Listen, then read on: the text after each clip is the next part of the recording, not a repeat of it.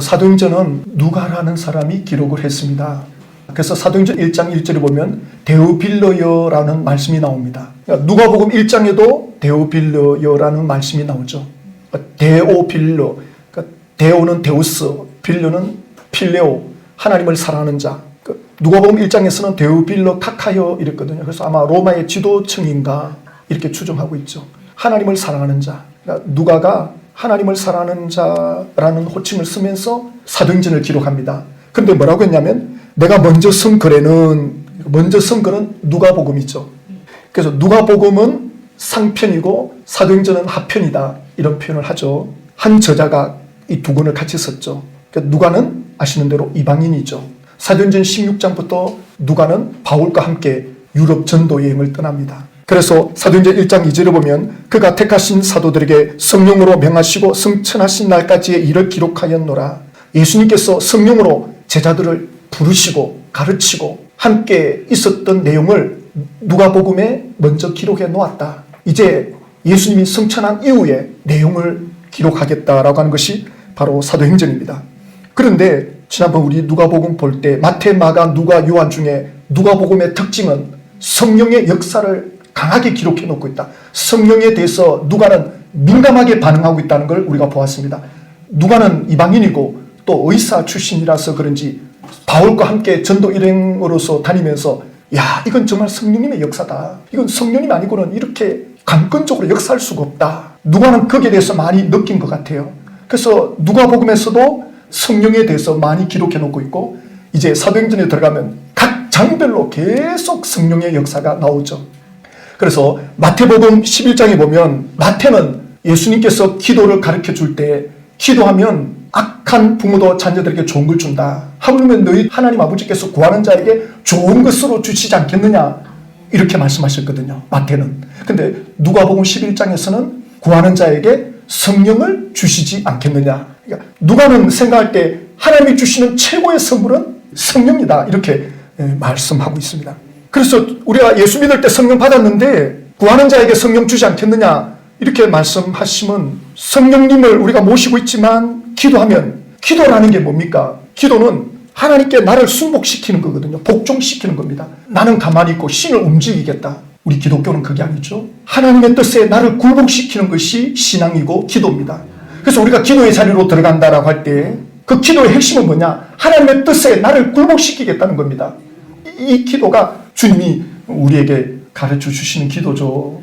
영국 18세기에 엄청난 부흥이 일어났습니다. 그 부흥이 일어나면서 전 세계 선교사들이 파송이 되고 우리 대한민국에도 영국에서 선교사들이 오고 그랬는데요. 그 웨일즈에 엄청난 부흥이 일어날 때 그 시발점이 뭐냐면 어떠한 교회, 아주 작은 교회, 그 작은 교회 중에서도 한 사람이 몇 년 동안 기도를 했는데 어떤 기도를 했느냐? 하나님, 제가 하나님의 뜻에 순복하게 해주십시오. 하나님의 뜻에 제가 복종하게 해주십시오. 그 기도를 드렸습니다. 몇 년을. 그런데 성령님이 역사한 거예요. 그러니까 그 교회가 불덩어리가 됐어요. 그 지역이 성령의 강력한 바람 같은 역사가 일어났죠. 그리고 전 세계로 퍼져나가는데 19세기에 미국 오하이오 주에 또 부흥이 일어나는데 역시 그 조그마한 상가교회인데 거기는 성령님이 불이 그 교회에 직접 떨어지는데 소방차가 와요. 주민들이 신고해가지고 저기 불 났다. 근데 소방관들이 와서 보니까 그물이 불은 붙었는데 그물이 타지 않는 거예요. 마치 출애굽기 3장에 모세가 떨기나무 보고 갔듯이. 그래서 오하이오 주에 그 오순절 역사라 그러죠. 거기서 이제 오순절 운동이 일어난 거죠. 그래갖고 사람들이 모여들었는데. 근데 그들의 기도가 뭐냐면 하나님의 뜻에 나를 복종시키겠다는 겁니다. 이것이 우리의 기도 아니겠습니까? 예, 기도는 그런 겁니다. 그래서 우리가 성령 받았지만 하나님의 뜻에 내가 순복하겠다라는 기도를 하면 그때부터 성령님이 주도적이 됩니다. 이제 내가 성령님께 내 자신을 내어드리겠다고 했으니까 성령님이 주도권을 가지고 이끌어가기 때문에 성령의 역사를 경험하게 되는 거죠.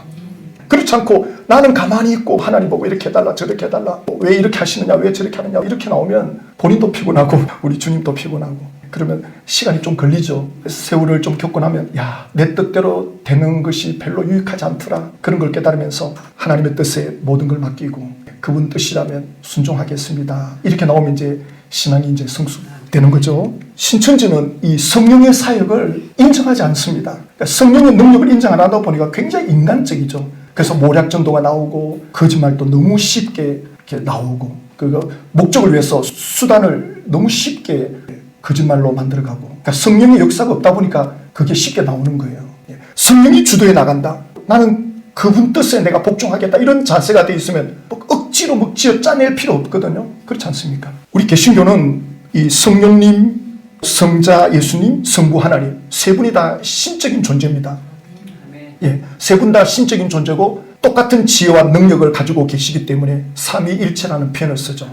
근데 이것이 성경 어디 나오느냐면 요한계시록 4장 5장에 나오거든요. 사도 요한이 기도하는데 성령의 감동을 받아요. 요한계시록 4장 2절을 보면 내가 곧 성령에 감동되었더니 그러니까 성령의 감동, 성령의 간섭, 성령의 인도, 성령의 이끄심, 성령의 도움을 받아서 사도 요한의 영혼이 몸에서 빠져나와서 천국에 들어갑니다.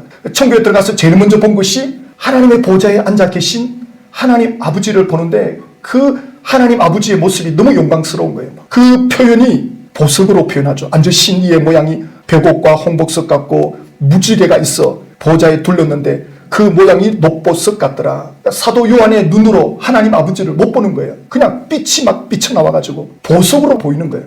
하나님께서 그 보좌에 앉아 계시는데 거기서 번개 같은 음성이 나오고 그리고 하나님의 보좌 앞에 7 등불이 보이는데 바로 이 7 등불이 성령님이신데 성령님은 눈에 안 보이죠. 안 보이니까 사도 요한이 느낄 수 있게끔 7 등불로 지금 보여주고 있는 거죠. 그러니까 하나님의 보좌가 계시고 그 앞에 성령님이 함께하고 계시고 그 다음 계시록 5장에 가면 예수님이 하나님의 손에서 두루마리 책을 취하죠. 사도 요한은 여기서 예수님을 어린 양으로 표현합니다. 유대인들은 어린 양이라면 바로 예수님이기 때문에 세 분이 동시에 나타나잖아요. 신천지는 어떤 식으로 푸느냐. 하나님도 영적인 세계에 계시니까 성령님, 예수님도 영적인 세계에 들어가 계시니까 성령님, 천사도 영적 세계에 있으니까 성령님. 그러니까 성경을 너무 모르는 거예요. 그리고 또 왜 이렇게 푸느냐. 요한복음 14장 16절에 보면 예수님께서 이렇게 말씀하죠. 내가 아버지께 구하겠으니 그가 또 다른 보혜사를 너에게 주사 영원토록 너희와 함께 있으리라. 그러니까 예수님이 떠나시면서 이제 제자들과 마지막 이별하는 순간에 제자들이 걱정하죠. 예수님 떠나면 어쩌나. 걱정하지 마라. 내가 떠나면 나와 똑같은 보혜사가 오신다. 너희들과 영원히 함께 할 거다. 그러니까 총회장은 이걸 딱 보는 순간 내가 보혜사다. 이렇게 나오는 거예요. 신천지 총회장이 쓴 책마다 보혜사 이만희 이렇게 나오잖아요. 그러니까 신천지 총회장은 영원히 살아서 신천지인들에게 함께 해야 되는데 영원히 함께 하지 못합니다. 떠납니다. 신천지 분들은 안 떠날 것처럼 믿고 계시는데 너무 안타까워요.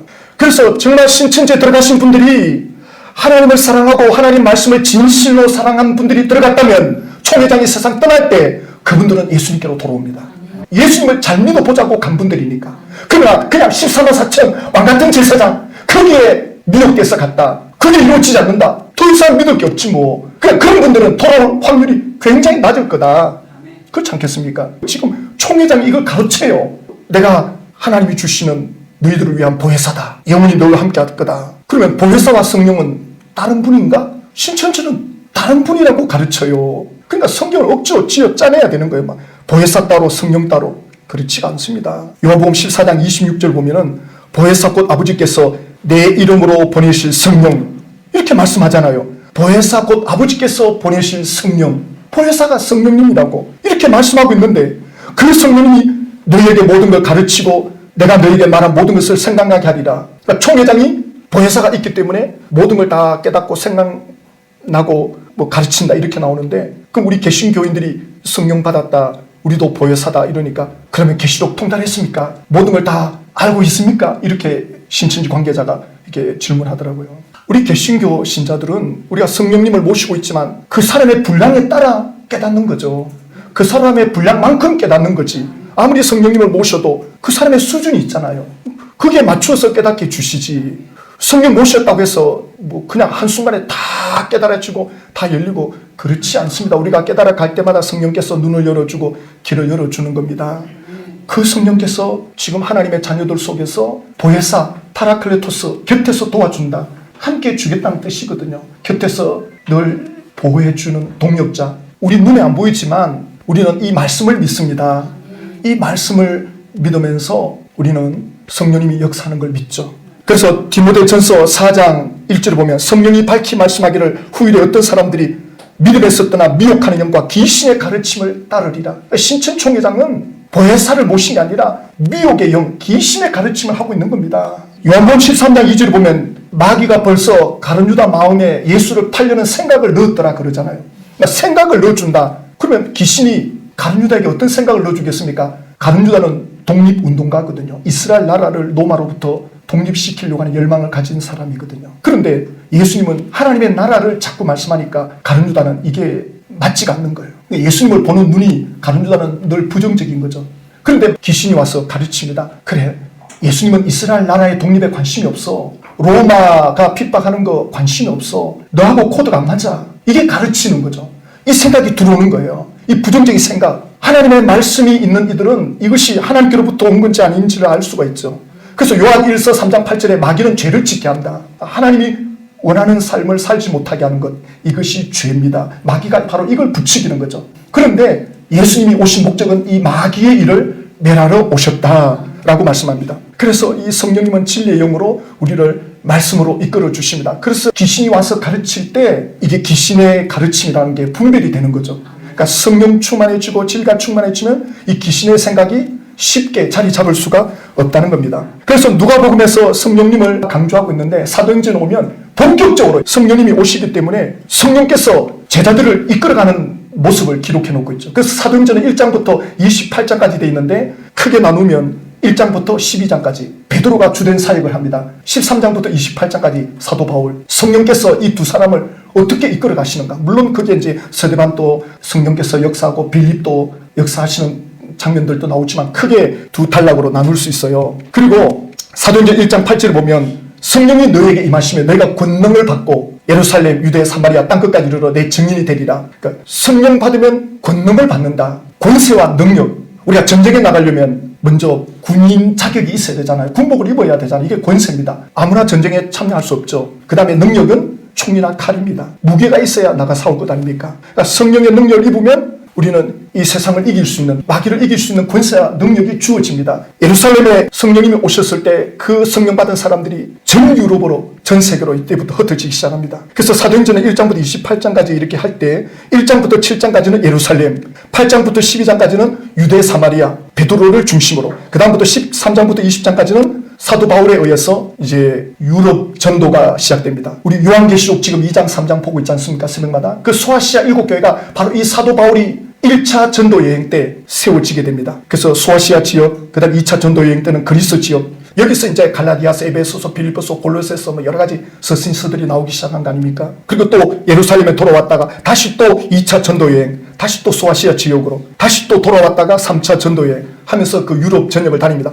그리고 1장부터 28장까지는 로마 전도를 위해서 사도 바울이 떠납니다. 그러니까 사도행전 1장부터 28장까지 성령이 임하셔가지고 성령께서 하나님의 사람들을 이끌어서 전도가 어떻게 확장돼 나가는지, 교회가 어떻게 퍼져나가는지를 보여줍니다. 그래서 사도행전은 바로 이 유대, 사마리아 땅끝까지 이르러 복음이 전파되는 내용이 기록되고 있습니다. 그런데 예수님이 이제 승천하면서 하늘나라 올라가면서 뭐라고 말씀하시느냐. 사도행전 1장 9절에 이 말씀을 마치시고 그들이 보는데 올리워져 가시니 구름이 걸어 가리고 보이지 않게 되더라. 이 말씀을 마치시고, 그럼 무슨 말씀을 마치셨단 말인가 할 때 사도행전 1장 3절에 보면 40일 동안 하나님의 나라의 일을 말씀하셨다. 예수님이 부활하고 난 뒤에 40일 동안 이 땅에 계시거든요. 40일 동안 제자들에게 나타났다가 또 잠깐 사라졌다가 나타났다가 사라졌다가 40일 동안 이 땅에 머무는데 마지막 40일 동안 제자들에게 제일 많이 가르친 거, 뭘 많이 가르쳤느냐? 하나님의 나라에 대해서 가르쳤답니다. 하나님의 나라는 천국입니다. 천국은 두 종류죠. 죽어서 가는 천국이 있고 그 다음에 이 땅에서 경험되어지는 천국.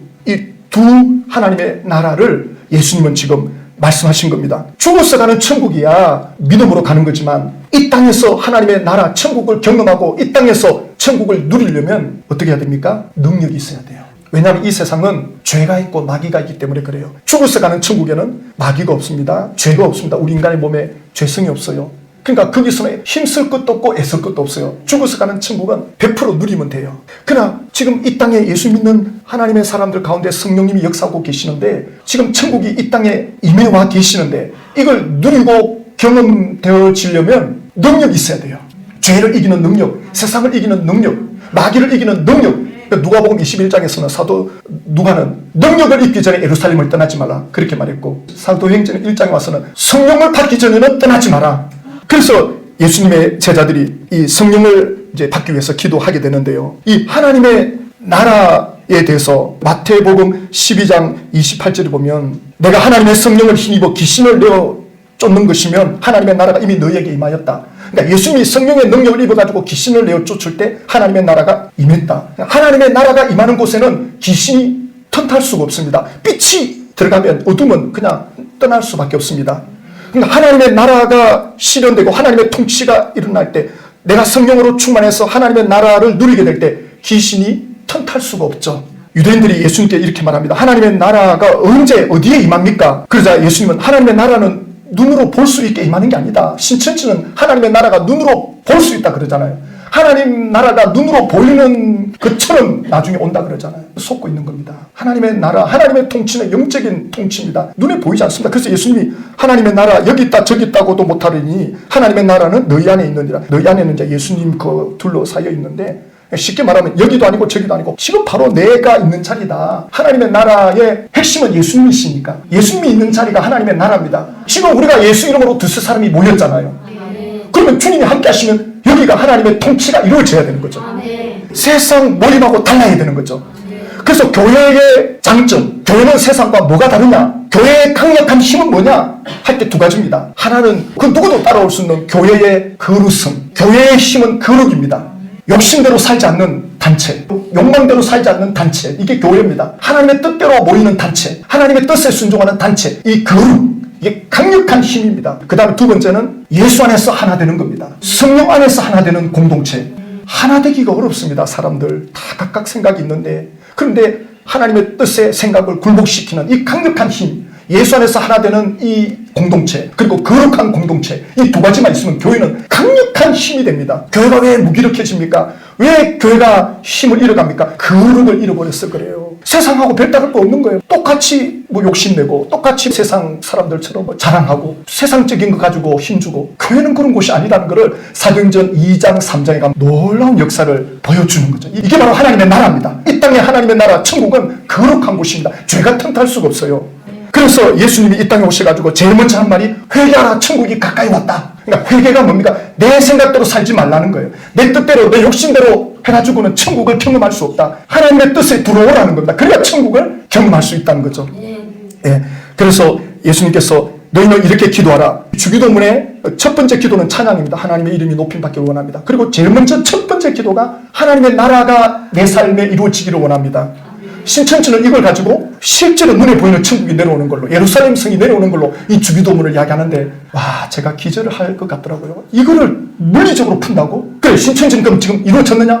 곧 이루어진대요. 이 하나님의 나라가 이루어지는 거. 그러면 2000년 동안 이 주기도문을 하는 사람들은 다 그냥 헛고생했네? 신천지에 하나님의 나라가 임하는 건데 2000년 동안 예수 믿는 사람들은 헛수고를 한 거네? 그렇지 않습니까? 예수님이 제자들에게 이 기도를 가르쳐주고 2000년 동안 이루어지지 않는 기도를 가르쳐줬다고? 이런 해석을 신천지가 하고 있습니다. 그래가지고 이 기도하면서 하나님의 나라, 천국이 임해온다. 신천지에. 내 삶에 하나님의 통치, 하나님의 손길을 보기를 원합니다. 하나님의 역사를 보기를 원합니다. 이 기도를 하라는 건데 어떻게 물리적인 천국을 말씀하고 있느냐 말입니다. 그러다가 이제 총회를 떠나면 이거 아니었구나. 그거 아니었구나까지는 좋은데, 그러면 진짜 하나님의 나라는 어디 있느냐?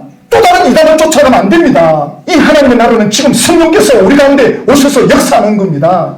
우리가 거룩해지고 예수 안에서 하나 되어질 때 그 공동체는 그야말로 강력한 하나님의 나라가 되는 겁니다. 교회는 세상과 완전히 달라야 됩니다. 개인적으로나 교회적으로나 그걸 보여주기 위해서 우리는 그걸 위해서 기도해야 됩니다. 그래서 예수님께서 누가복음 4장에서 제일 먼저 회당에 가서 첫 번째 예수님의 설교가 바로 이 하나님의 나라에 대한 건데요. 주의 성령이 내게 임하였으니 이는 가난한 자에게 복음을 전하게 하시려고 내게 기름을 부으시고 나를 보내사 포로된 자에게 자유를, 눈먼 자에게 다시 보게 함을 전파하며 눌린 자를 자유롭게 하고. 그러니까 성령이 임해오시면 포로된 자가 자유롭게 된다. 눌린 자가 자유롭게 된다. 보지 못한 자가 보게 된다.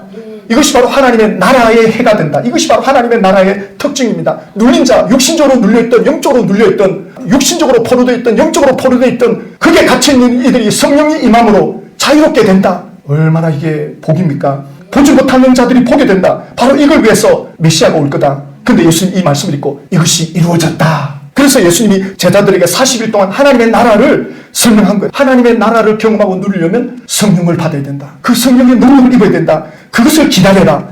그래가지고 이 제자들이 이제 모이기 시작하는데 예수님이 이렇게 마지막 말씀합니다. 요한은 물로 세례를 베풀었으나 너희는 몇 날이 못되어 성령으로 세례를 받으리라. 성령의 세례를 받을 거다. 기다려라. 이 성령의 세례를 받을 수 있도록 기다리고 기도하고 있어라. 그런데 예수님의 제자들 중에 이런 질문하죠. 이스라엘 나라가 독립할 때가 있습니까? 그러니까 예수님이 그 때와 기한은 너희가 알 바 아니다. 너희들은 성령을 입어야 된다. 성령의 능력을 입으면 된다. 예루살렘, 유대, 사마리아 땅 끝까지로 내 정리된다. 예수님에게 교육받아 놓고도 예수님이 떠날 차비를 하니까 이스라엘 나라가 이제 이루어지는 겁니까? 회복되는 겁니까? 독립되는 겁니까? 아니 육신적으로 생각하고 있다고요. 그만큼 사람은 성령께서 눈을 열어주지 않으면 육신적으로 생각이 다 돌아갑니다. 신천지 안에 있는 분들은 그런 면에서는 영적인 감각이 전혀 없다고 봐야 되는 거죠. 만약에 성령 받은 분이 신천지에 들어갔다 하더라도 거기에 계속 있으면 영적 힘은 완전히 피폐해져 버리는 거죠. 영적 감각이 없어져 버리는 거죠. 지금 제자들 보십시오. 3년 6개월을 따라다니고 마지막 40일 동안 하나님의 나라에 대한 말씀을 들어놓고도 예수님 떠나니까 지금 이스라엘 나라가 회복됩니까? 육신적인 나라를 생각하는 거예요. 사람은 이렇게 육신적입니다. 그러나 이 제자들에게 성령이 강력하게 내려오죠. 완전히 눈을 열어버립니다. 그때서야 하나님의 나라가 뭔지를 제자들이 보게 됩니다. 하나님의 나라의 능력이 어떤가를 제자들이 깨닫게 되고 그 하나님의 나라를 확장시켜 가는 게 사도행전 2장 3장 이 2부 시간에는 성령께서 강력하게 역사하는 것이 어떤 것인가를 보게 될 것입니다. 그 전까지 이 사람들은 오로지 기도에 힘쓰더라. 너희들은 이스라엘 나라 회복되는 거 그거 알 바 아니다. 약속하신 성령을 기다려라. 그래가지고 120명의 사람들만 남아있는데 기다리면서 기도합니다.